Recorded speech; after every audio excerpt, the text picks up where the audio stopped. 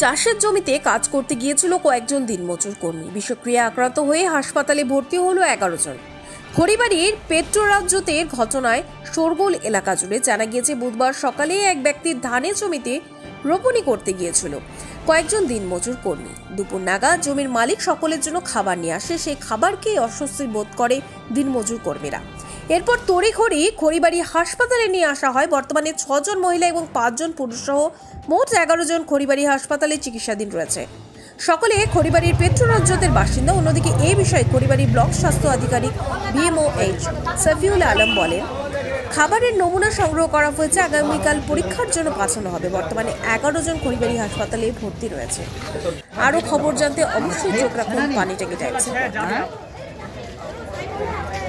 মাঠে কাজ করতে গেছিল, ওখানে কাজ করে যে একজনকার বাড়িতে কাজ করতে গেছিলো, ওখানে রুকনি করতে গেছিলো। রুকনি করার পরে ওরা খাদ্য নিয়ে গেছিলো মানুষের জন্য। সেই খাদ্য খায় তারপরে ওদেরকে নেশা লাগে। কতজন হবে? তো বলতেছে 10 জন, টোটাল 11 জন। কোথায় গেছিল কাজ করতে? এটা হলো উত্তর দিকে আমাদের পেটতাজত, তারপর ধুইবিটা করতেছে ওটা। আপনার নাম? আমার নাম খাজিমুদ্দিন। দাদা, বাবা তো মাঠে কাজ করতে গেছিল, তো কাজ করার পর 1 বাজে খাবার পর তারপরে নাশা শুরু হয়ে গেছে। কি হচ্ছে? হয়েছে কি আমিও তো জানি না, মাঠে ছিল না,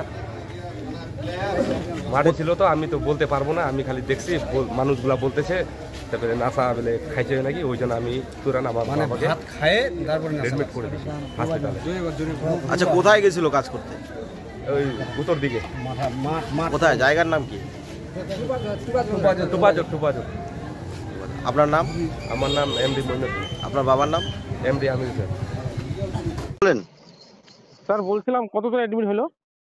11 জন আছে, অবজারভেশন আছে 11 জন। কি মনে হচ্ছে স্যার আপনার?